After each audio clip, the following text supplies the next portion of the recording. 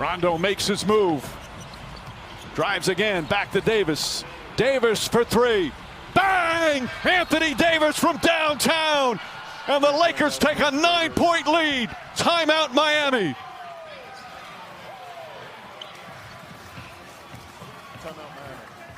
22 points now for Davis, his second three-pointer. And LA with some comfort room right now. Big buckets by the Lakers down the stretch. Lakers win Game 4, 102-96 behind 80's defense on Butler.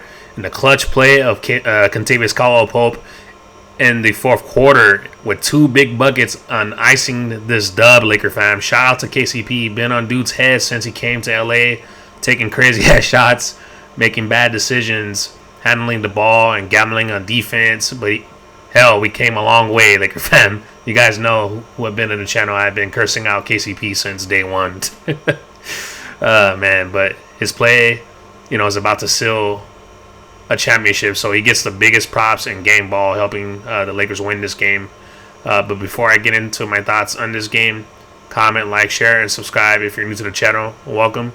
So a few things I noticed to start this game. The defensive adjustment on Butler was night and day, man, from Game 3 to this game in Game 4. I said in my last video, which was the breakdown I did on why the Lakers lost, they needed size only on Butler and not to, switch on defense. And they did that this game, having AD mostly on him, Morris at times, and then LeBron James, who was the second most on him, who has the physicality, due to his physical frame, to be able to take contact from Butler and stay with him.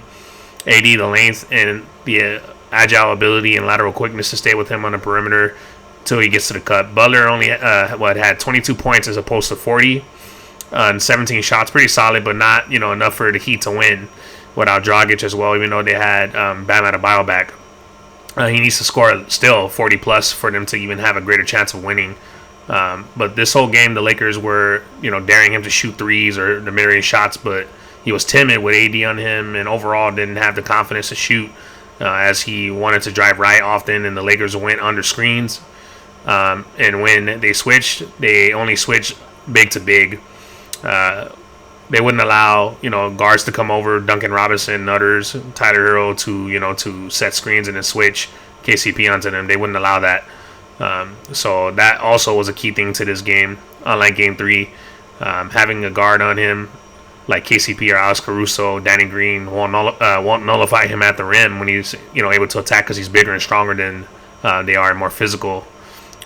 So great job by Frank Vogel and the coaching staff to make that defensive adjustment. Coach Vogel said before Game 4 in the pregame interview that the Lakers need to be better defensively, and they did that. They did that this game. That was a key element to them winning this game against the Miami Heat. The Lakers only allowed 96 points for the Heat the entire game on 42% shooting from the field. So great job by them this game, man.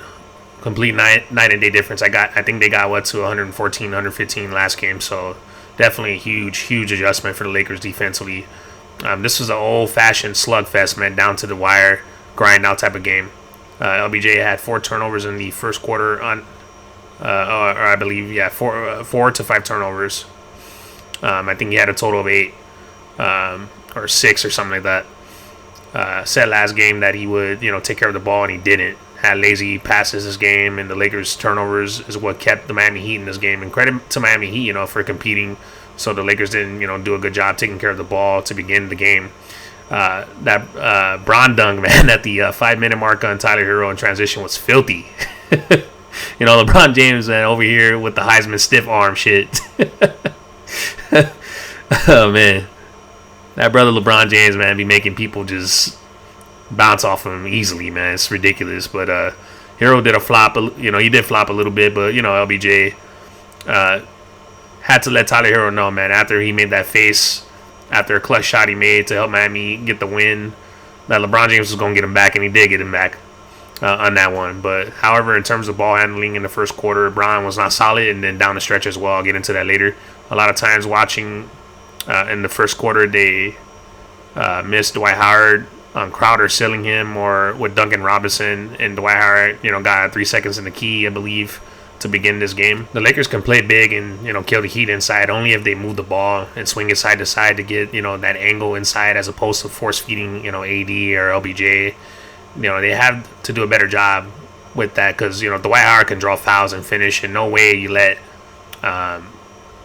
Jay Crowder on him, who is, giving up 3 to 4 inches, and then Dwight Howard has like 40 pounds on him.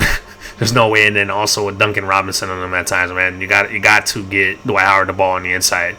A straight up 3, shout out to him, a subscriber of mine. We were discussing this at length last video, and the Lakers need to, capitalize off of those opportunities, because, they can slow the game down and draw more fouls and play more on the inside and play inside out game, being that LBJ and AD like to be on the perimeter a lot. Dwight can be that true inside force, that DeMarcus Cousins was supposed to be. But that comes with, a lack of offensive sets from the coaching staff and the ball handler holding onto the rock too long, and, players not moving around and setting all ball screens for reposting, things of that nature. But KCP, man, was solid to begin this game and overall down the stretch. Unlike Danny Green, he's been pretty consistent all series long and playoffs, and has defended Duncan Robinson very well, man. Playing ball to now defense, chasing him off of all ball sets, for chasing him off his comfort spot and shooting spots, and crowding his space, not letting him, shoot with ease. So shout out to KCP, man. Was one of the main differences this game, and an X factor for the Lakers winning in Game 4.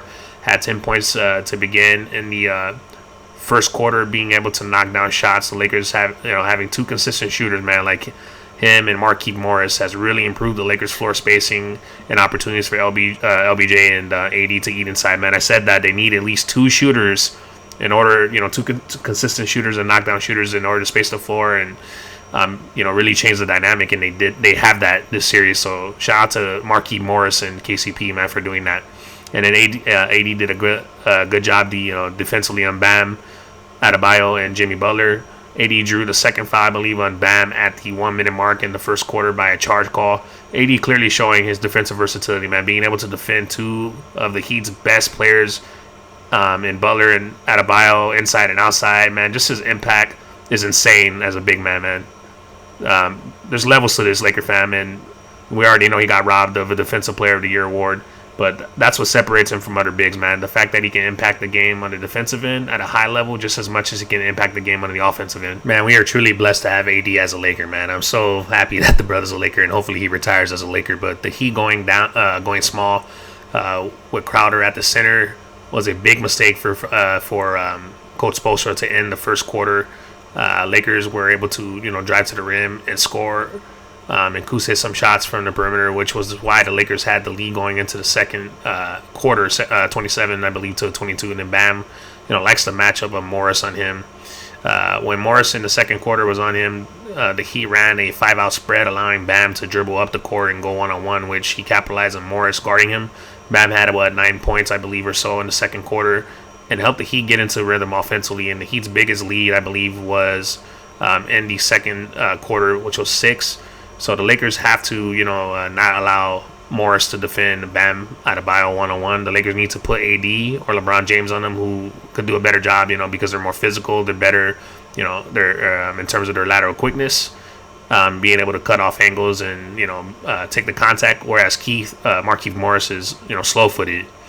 But I like Dwight Howard and Bam as well, but the Lakers decided to play Morris more for floor spacing, which I understand, but I believe that they can beat the Heat by going big only if, like I said earlier, if the Lakers move the ball and run some sets to get the ball in the inside. But nonetheless, the Lakers regained the lead with Danny Green, Caruso, and Markieff Morris hitting perimeter shots to go up 2 into the third quarter, 49, I believe, to 47. Thought the refs missed a lot of calls this game, Laker fam. Butler, Crowder were getting away with pushing LBJ in the air, contact on AD, fouling at the rim. And Caruso, man, he hardly complains. He got a technical foul because he got hit at the rim. Just a lot of calls missed for the Lakers, and a lot of calls called for the Miami Heat. Having 14 free throws, 15 free throws in the first half, and the Lakers only had 3, man. So you guys be the judge of that free throw discrepancy, because to me, man, I believe they're trying to extend the series because the ratings are down with all this political bullshit going on with BLM. And so on and so forth. And I'm not saying as a person, of so-called black descent, that it's not important, but there's other solutions and permanent solutions in endgame in terms of emoting, and in terms of trying to galvanize the wrong type of energy. I don't believe in that. I believe in doing shit yourself and a group of people coming together, and helping out each other, building codes, customs, and type of solution oriented thinking. We don't have that, and that's why we're in the conundrum that we're in. And that's my perspective. I'm not gonna get too much in that because I don't want talk politics and all that shit on this channel. This channel's about basketball, but they're trying to extend the series, man, and they're trying to do that with getting a lot of foul calls for the Miami Heat. But Lakers, bitch, we ain't gonna be denied of our 17 championship. Best believe. Lakers had their biggest lead in the third quarter due to LBJ's offensive groove. Had 7 to 9 points in the third quarter with a pair of threes. Then things opened up for him to drive. LBJ, has to not shy away from taking mid-range jump shots or 3-point shots. The way how the Lakers were defending Jimmy Butler this game was exactly how the Miami Heat were defending LBJ, daring him to shoot, going underneath screens, and closing off the paint. But that changes once he and his teammates are able to hit perimeter jump shots. So LBJ in the third quarter displayed confidence, and that's all it is, Laker fan, playing confidently. One thing I like about Danny Green is, yes, he bricks, but he still treats the shots as he's going to make it. He still takes the shots, not passing up regardless if he's breaking. But, the key also to that 7-point lead in the third quarter was AD's defense, man, on Jimmy Butler, forcing him to go 0 for 6 or so from the field in the third quarter. His length bothered Butler the entire game. Kuzma also started to find his groove offensively this game, hitting shots. Thought the Lakers missed him throughout the game on the perimeter when the defense loaded up on LBJ and AD when they were in the inside or attempting to drive. I noticed that when Kuz hits his shots, it appears to me that the team doesn't like to feed him enough, and they got to do a better job of keeping him engaged offensively, especially when he's hitting shots and then he's playing solid defense. He had a nice contest on, what's the kid's name, man? Kendrick Nunn. Almost made him travel. It was a key stop, too, I think, in the fourth quarter or something like that. But I thought Crowder was playing a little dirty, man, this game. Had some shoves on LBJ in the air and pushing Caruso, I believe, into AD, which almost resulted in a serious injury, or pushing, LBJ airborne as well, man. Same thing with Jimmy Butler, man, getting away with pushes and hacking. Pushing guys airborne, man, can tilt them off balance and, could result in nasty falls and so on. I respect hard fouls in old school basketball, man. But Crowder, I thought, was on some dirty shit for real in this game, and the refs missed a lot of those type of tactics, man. Those or antics, shall I say, in this game. Lakers played exceptional defense in the fourth quarter. They didn't commit a foul to, I believe, till the 3-minute mark. Playing 9 minutes in the fourth quarter was stellar defense without fouling, man, which was key to them winning this game. Because check the free throw discrepancy in the first half, man, to about the third quarter, where the margin was wide for the Heat versus the Lakers in free throws, and Butler himself had more free throws than the Lakers. I think he had 8 or so in the first half. The Lakers only had 5. So you guys again be the judge. But I didn't like a few possessions down the stretch when LBJ was over dribbling to get the switch, and all that for a fucking step back 3, man. Very little ball movement. LBJ again needs to learn how to move the ball more and go to the post and stop killing the momentum offensively, man. And AD barely had touches again this ball game down the stretch. Got to do a better job, LBJ, as the point guard with ball distribution, especially in the clutch moments, man. He had 3 to 4 straight possessions where he chucked up bad 3-point shots and dribbled the shot clock to about 6 seconds, man. Do a better job, brother, and take care of the damn ball too, man. But KCP back-to-back buckets, a huge 3 and layup take on Robinson, man. KCP was huge fan this game. Then AD with a 3-point shot and a block to ice this game. Shout out to KCP, man.